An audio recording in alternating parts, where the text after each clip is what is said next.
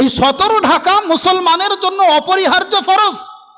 যেমন 5 ওয়াক্ত নামাজ আদায় করা ফরজ, যেমন রমজান মাসে রোজা রাখা ফরজ, যেমন হজের মৌসুম এলে মালদারদের জন্য হজ করা ফরজ, যেমন মাল থাকলে যাকাত দেওয়া ফরজ, অনুরূপভাবে একটা ফরজ হচ্ছে লজ্জাস্থানকে ঢাকা, সতর ঢাকা।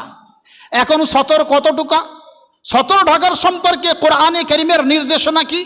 কোরআনে কারীমে ভরি ভরি আয়াত আছে, তার মধ্যে সূরা নূহ, কোরআনে কারীমের সূরা নম্বর 24, সূরার নাম সূরা নূর, আয়াত নম্বর 30-এর মধ্যে আল্লাহ পাক আমার আপনার মতো মুমিনকে সম্বোধন করে বলছেন, হে নবী বলে দেন, কুল্লিল মুমিনিনা ইয়াগুদ্দু মিন আবসারিহিম, হে নবী আপনি বলে দেন মুমিনদেরকে তারা যেন নিজের নজরটাকে নিচু করে নেয়, ওয়াহফাযু ফুরুজাহুম, এবং নিজের লজ্জাস্থানের হিফাজত করে, যালিকা আযকা লাহুম, এটা তাদের জন্য পবিত্র, ইন্নাল্লাহা খাবীরুম বিমা ইয়াসনাউন, আল্লাহ পাক খবর রাখেন, আল্লাহ পাক জানেন তারা কি করবে।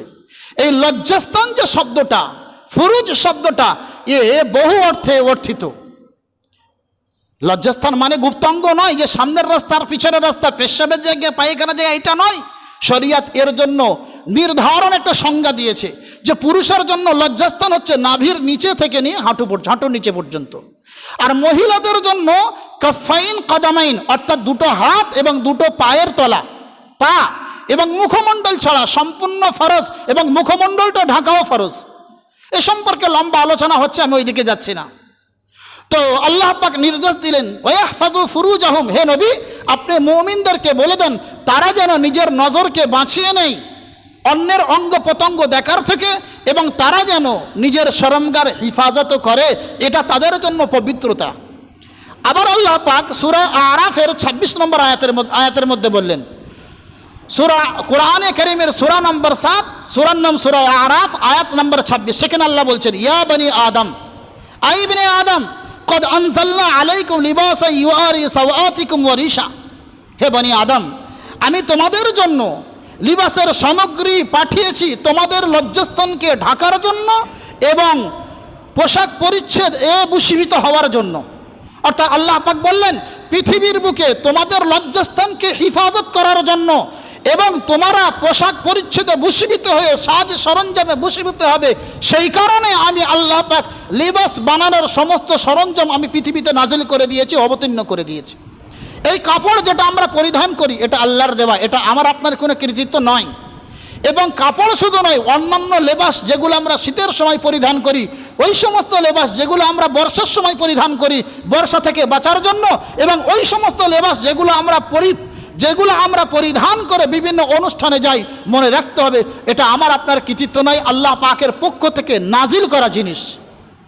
সুতরাং আল্লাহ পাক বলছেন তোমাদের লজ্জাস্থানকে হিফাজত করার জন্য, তোমাদের সতরকে হিফাজত করার জন্য আমি আল্লাহ পাক লেবাসের সমস্ত সরঞ্জাম পাঠিয়েছি।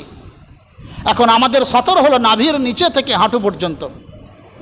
অপর এক হাদিসের মধ্যে আল্লাহ নবী সাল্লাল্লাহু আলাইহি ওয়াসাল্লাম বলছেন, রাবি হচ্ছে আবু সাঈদ খুদরি রাদিয়াল্লাহু তাআলা আনহু, সাইয়্যিদুনা আবু সাঈদ খুদরি রাদিয়াল্লাহু তাআলা আনহু বলছেন, লা ইয়ানদুরুর রাজুলু ইলা আওরাতির রাজুল, কোন পুরুষ যেন কোন পুরুষের সতরের দিকে না দেখে। এখানে আওরাত শব্দের অর্থ হলো সতর। আল্লাহ রাসূল বলছেন, লা ইয়ানদুরুর রাজুলু ইলা আওরাতির রাজুলি ওয়ালা তানদুরুল মারআতু ইলা আওরাতিল মারআ, কোন পুরুষ যেন কোন পুরুষের সতরের দিকে না দেখে, এবং কোন মহিলা যেন মহিলার সতরের দিকে না দেখে। এটা আল্লাহ রাসূল সাল্লাল্লাহু আলাইহি ওয়াসাল্লাম পরিষ্কারভাবে বলে দিলেন। তাহলে সতর কতটুকু? পুরুষের জন্য নাভির নিচে থেকে হাঁটু পর্যন্ত অপরিহার্য সতর, এবং অন্যান্য টাইম খালি গায়ে বাইরে না ঘোরা, এটাও আল্লাহ শরীয়তের হুকুম। বর্তমান সময়ে আমরা খালি গায়ে বাইরে ঘুরি, এটা তো অনেকটা মেনে নেওয়া যায় কিছুক্ষণের জন্য, কিন্তু বর্তমান সময়ে ফ্যাশনের নামে নোংরামি চলছে, যেটা থেকে আমাদেরকে বর্জন করা অপরিহার্য দরকার। কি ফ্যাশনের নামে নোংরামি? বর্তমান সময়ে ফ্যাশন হয়েছে হাফ প্যান্ট পরা। গরমের সময় জোয়ান যুবক চ্যাংড়া মানুষেরা হাফ প্যান্ট পরে না, হাফ প্যান্ট পরে বিভিন্ন জায়গায় ঘুরে বেড়ায়। কোথাও বেড়াতে গেলে সেখানে হাফ প্যান্ট পরে চলে যাচ্ছে, কোথাও বেড়াতে গিয়ে সেখানে হাফ প্যান্ট পরে গোসল করছে, এবং এলাকার পরিবেশে হাফ প্যান্ট পরে ঘুরছে। মনে রাখবেন এটা হয়তো ফ্যাশন আপনি মানছেন, কিন্তু শরীয়ত উল্লঙ্ঘন করছেন। শরীয়তকে লঙ্ঘন করার জন্য আপনার জন্য কঠিন শাস্তি রয়েছে। একটা হচ্ছে গুনাহ করা, আর একটা হচ্ছে গুনাহ হয়ে যাওয়া। আমি আপনাকে বলেছি গোনাহ হয়ে গেলে আল্লাহ পাকের কাছে তওবা করলে তওবা তো কবুল করবেন, কিন্তু নিজে ইচ্ছাকৃতভাবে গুনাহ করে গুনাহর উপরে অটল থাকা, গুনাহতে খুশি হওয়া, এতে কিন্তু আল্লাহ পাক তওবা করলে অত সহজে কবুল করবেন না। আজ আমরা ফ্যাশনের নামে নোংরামি নয় তো আবার কি, এক কথাই বলা যায়, যখন মানুষের টাকা বেশি হয়ে যায় তখন তার কাপড় ছোট হয়ে যায়। এটা সঠিক না বেঠিক নিজেরা মূল্যায়ন করে বলবেন। যখন মানুষের টাকা বেশি হয়ে যায় তখন তার কাপড় ছোট হয়ে যায়। কেমন? যখন আপনার টাকা ছিল না, অল্প টাকা ছিল, আপনি বাজারে যেতেন, মোটা লুঙ্গি কিনতেন না? বাজারে যেতেন, মোটা জামা কিনতেন না? তখন চিন্তা হতো যে ছোট কাপড় কেন পরে, একটু বড় দেখে পরি যাতে বেশি দিন চলে। টাইট কাপড় কেন পরবো, ঢিলে কাপড় কিনি একটু বেশি দিন চলে, এমনটা চিন্তা ধারণা ছিল না? কিন্তু যখন আপনার কাছে টাকা এসেছে, যখন আপনার হাতে অর্থ দিয়েছে আল্লাহ পাকের পক্ষ থেকে নিয়ামত দেওয়া হয়েছে, তখন আপনি আল্লাহর দেওয়া নিয়ামত অর্থগুলোকে অপচয় ব্যবহার করা শুরু করেছেন। কিভাবে? যখন আপনার হাতে টাকা এসছে তখন মাখালগাছার হাট খোলায় আর আপনার কাপড় পাওয়া যায় না, তখন চৌমাথার হাটে আর আপনার কাপড় পাওয়া যায় না, কারণ হাটে যে কাপড়গুলো হয় ওগুলো মোটা এবং ওগুলো কম পয়সার এবং ওগুলো বড়, তেমন ফ্যাশন কাপড় পাওয়া যায় না।